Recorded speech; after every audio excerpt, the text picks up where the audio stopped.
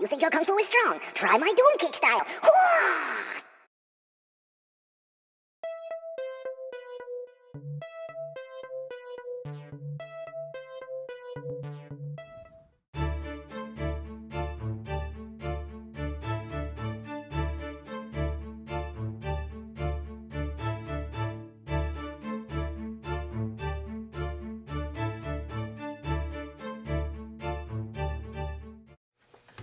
Back again. Before the break, we were just starting to get starting to talk about yeah, it happens. this giant Cyclops here, and now we're back.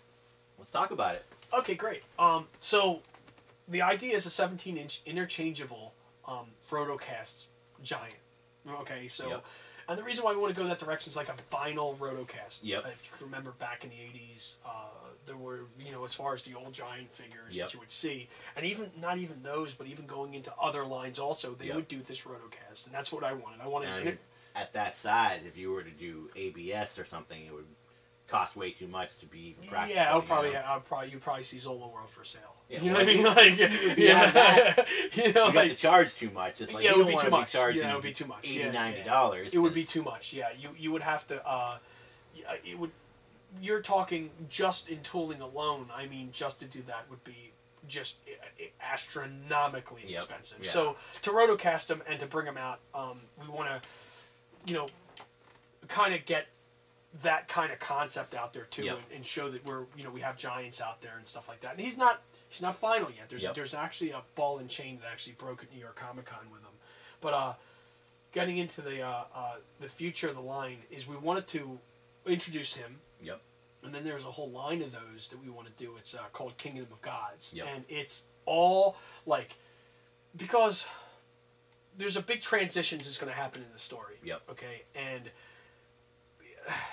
I don't know how far I want to actually tell you about it. Yeah, but you don't want to get spill the beans before they're done, you know? But we want to make giant skeletons also in that format the same size, okay? And they're called Scourgers. They're Hades giant minions. And so basically what you're saying is that I should start saving my money. well, hopefully we're able to produce these. Yeah. As long as we have the fan base to encompass it, we're going to do it all. All right? So, you know, I'm not just saying it. I mean, everything that we've said so far, we're trying to push forward. Okay? I mean, obviously it's all relative to if people keep buying these. Mm-hmm. This base keeps growing. Yep. Because right now our fan base wouldn't be able to encompass Yep. the Cyclops. I'll be honest with you right now. I mean, we're all over the world. We have like you know, retailers carrying these, Yep. but I think to have that on the market could be the single-handed gavel to finish the Yep. line if you don't. Exactly. See, and doing this and running this, you know, what I've been doing for, you know, for now 7 years, Yep. or coming on 7 years, I want to say that it's something that I look at, and I'm looking at very rigorously, because Yep. once we're able to do it, we're going to just jump into it and yeah. do it. And I have, you know, the artwork, these are going to be window boxes. I mean, the whole thing is already planned. Window boxes with the whole, you know, accessory deal and, you know, different heads. We're going to do 2 different Cyclopses, one good, one evil. He's a good guy. And then we're going to have all the god characters. So we want to do Zeus, Poseidon, you know, Apollo. Like, we have a series, Hades, obviously. Yep. And there's a series of different characters that we want to bring to this size. And just to give you an idea real fast, and I'll just touch on it, is what the purpose of Realm of the Underworld, as far as the storyline is concerned, is Hercules was sent to stop, you know, like this chaos from happening. Yep. He's supposed to close the gates to the underworld. Yep. And, you know, Chrysis joins their journey, and Ulysses, the blind bow hunter, joins the journey of doing this stuff. And, you know, there's so much that happens in the story, and there's so much stuff that transitions, but I'm just going to give you a real quick synopsis just to get people like wanting to check out the story. Yep. Is that's not going to happen, Okay. and that's why we're going to have gods. Yep. That's going to be so we're going to have gods in the story. They're going to have to be Yep. on the earth because of all this chaos that's happening, and there's only one way to stop it. You know what I mean? And it's all this rigorous, like, these battles and stuff that's going to happen in the story.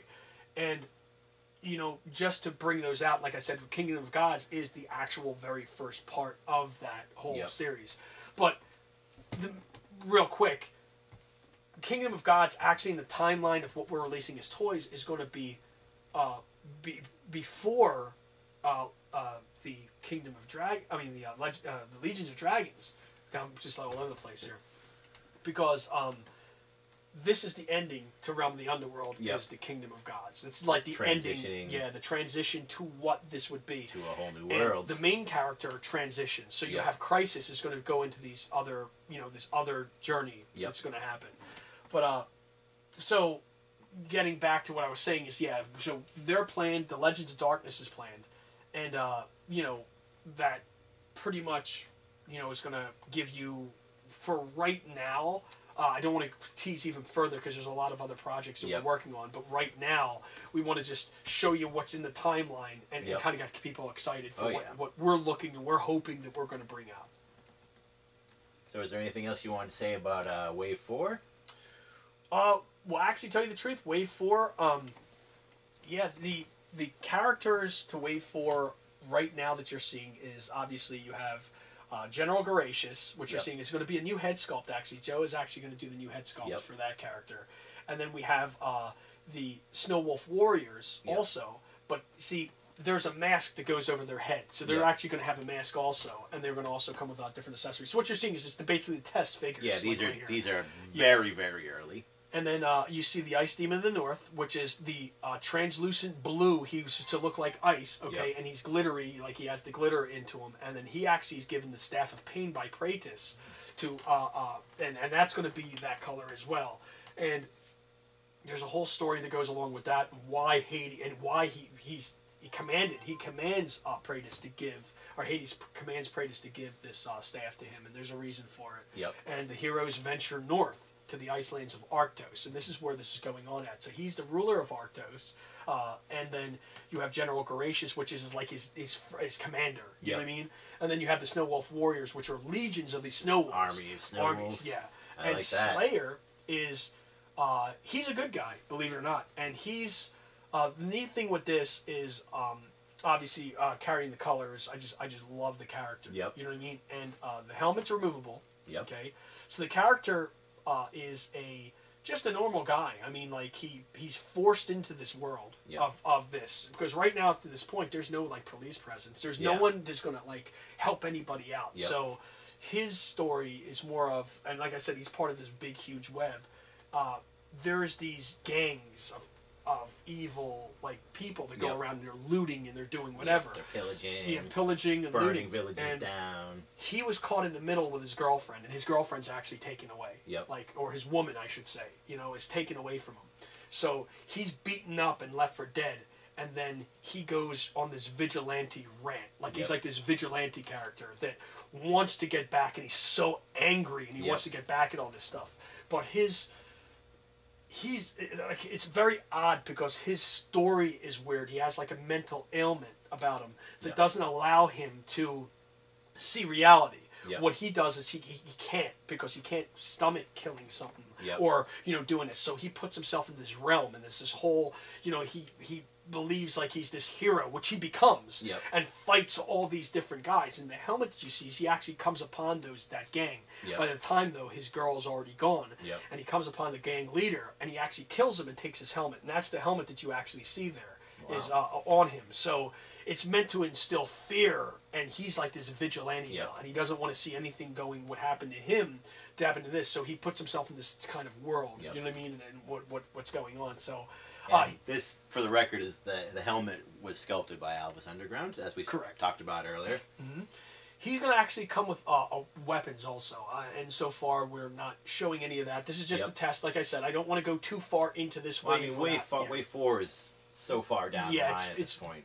It's down the line. And like slime drones again. We got Wave 3. We got the 2-packs, Flexors. So and these are going to be transitioned in there. Like we actually want to transition this in there. So I don't know if we want to release Wave 4 first or release the Horse and Rider packs first. So we're just juggling it around just to see what the best case is to be able to do this. I mean, obviously nothing's set in stone yet because everything's so nebulous at this point that you don't want to set anything in stone, because then if you have a great idea and you want to change something, you've already set it in stone. You know? Correct. So yeah, and I think you know, yeah, you're right. And like I was saying before too, is with real quick, I don't even know if I mentioned this, but Wave 3, I said 5 characters. One of them is going to be a retailer variant, which is Crisis the Warrior, which you have a close-up of. Yep. Okay, like I believe you we know, definitely get close up. yeah, and he's going to be the retailer variant, and Zola World's going to carry the Hercules variant. And we'd like to do something like that for Wave 4 also. And we're just going to play with an idea, maybe of adding maybe a character or two more to Wave 4. But before we even get into that, like, this is why we're here now, and we want to push this ahead. So one thing when you're doing manufacturing and you're doing development of these figures, you want to be so far ahead of yourself. Okay? Yeah. Like I said, we're waves ahead. We don't know if we want to bring other characters from those waves into these waves here, because they're so cool. But then, you know, you're like, oh, wow, man, if I bring that in here, then, you know what I mean? Then that's kind of, where's the flagship character, I would say? Like, who's your best character for the wave? I mean, who's your favorite character? I mean, I want to ask you that. So that's a tough one. I really like the skeletons. The Acromancer I really like, because I'm a villains guy. You know, Crisis I like because he's not a typical good guy.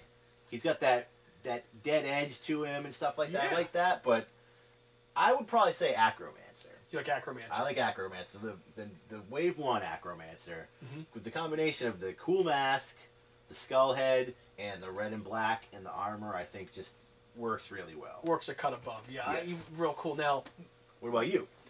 My favorite, now, right now, at this point right now, if you're going to talk about Wave 1 to Wave 2, what's released, I would agree. I think Acromancer, it's between Acromancer and Arcturus, because I love glow-in-the-dark characters, and I'm just, and that guy actually follows you too. Yeah.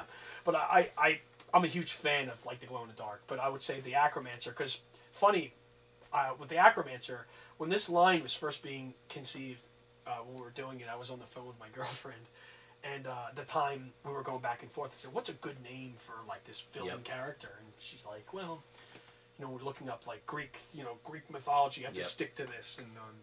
And I looked at Acro, and she was saying Necromancer, and Necromancer. And I said, well, Necromancer.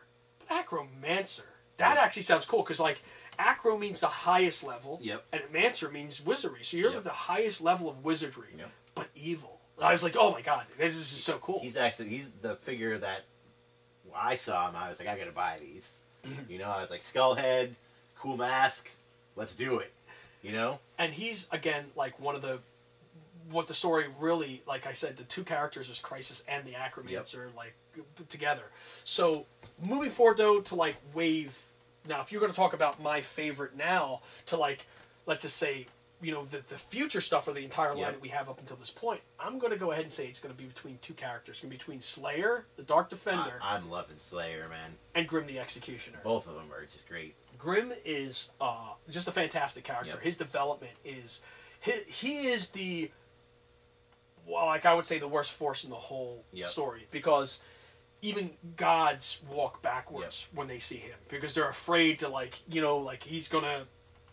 He has the ability to do things, and actually, he's almost a god status.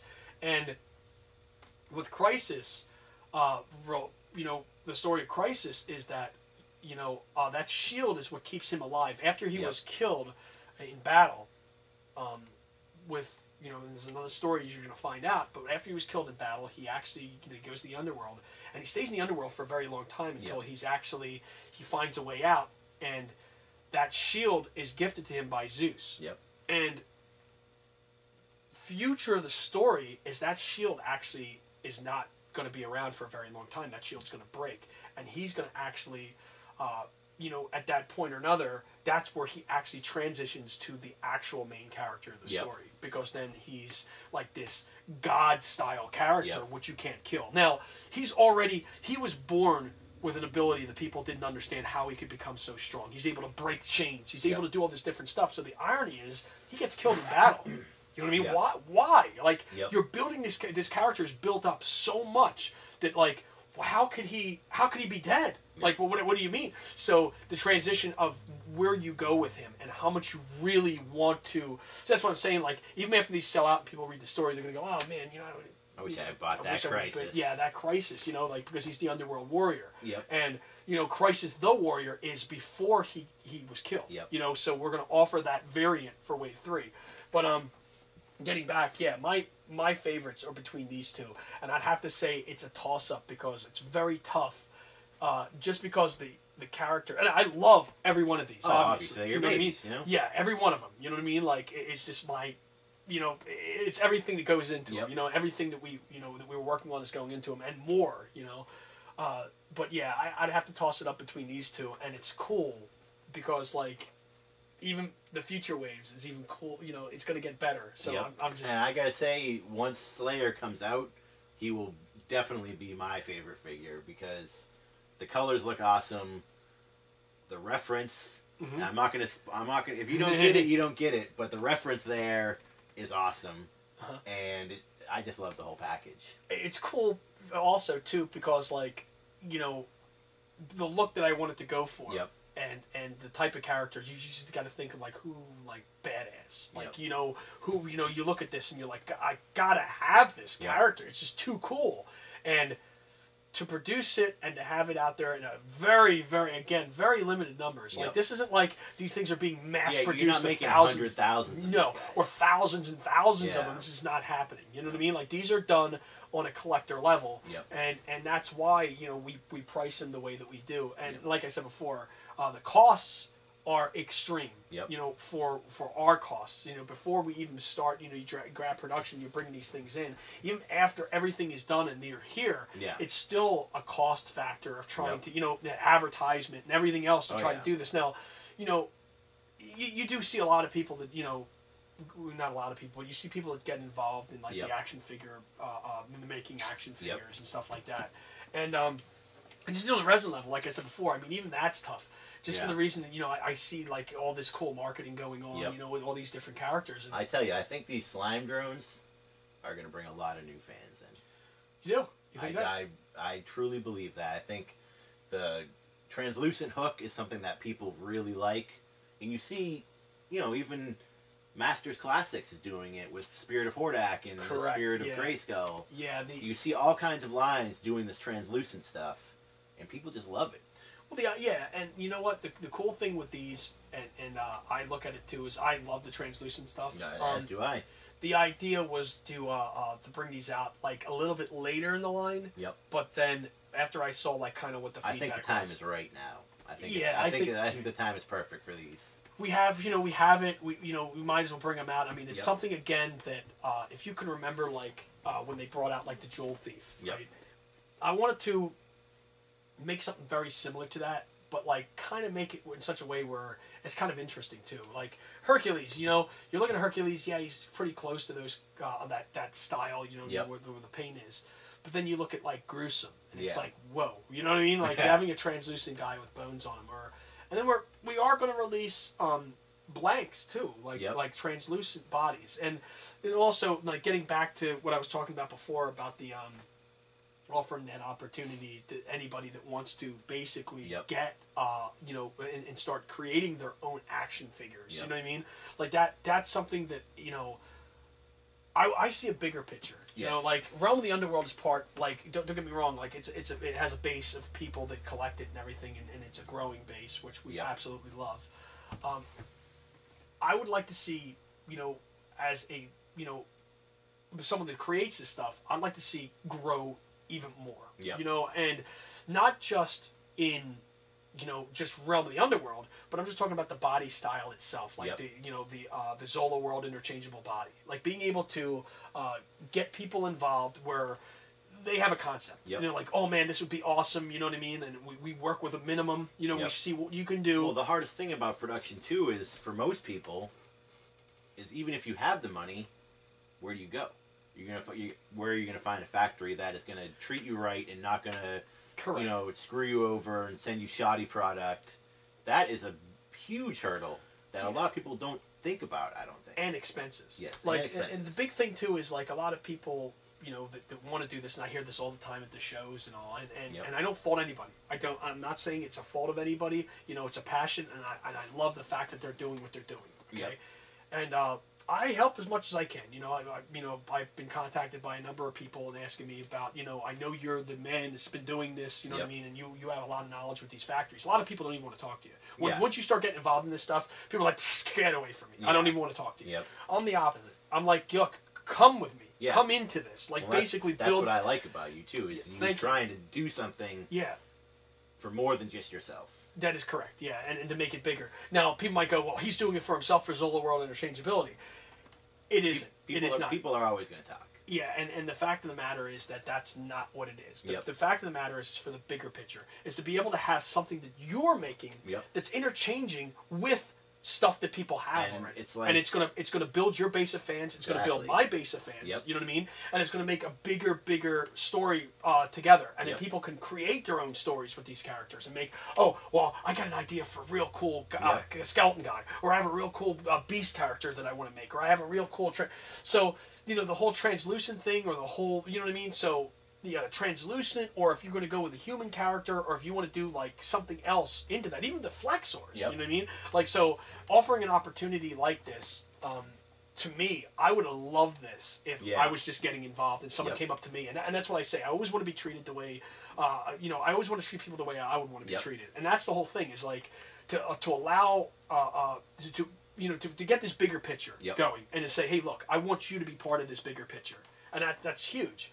And like I said, I have people asking me before, like, about, manufacturing or this or that, and I'd be happy to answer anything, and it isn't like, I'm turning a blind eye if you don't do it, you know what I mean? It's not that at all. It's just, I'm hella busy, with this stuff, and I'm juggling so much stuff as it is. So if I missed anybody, or if you're trying to contact me or something, it's my apologies, if I'm not seeing your stuff. Hit him up again. Yeah, it's my apologies that you weren't able to, I wasn't able to answer you, or maybe I wasn't able to. Once we wrap this up, we'll share the Facebook, the website, the Twitter, the Instagram, all that, so people can know where to get at you if they want to get at you. Oh, absolutely. And one last thing, I think I covered everything so far, right? Yep. Okay. I think you did.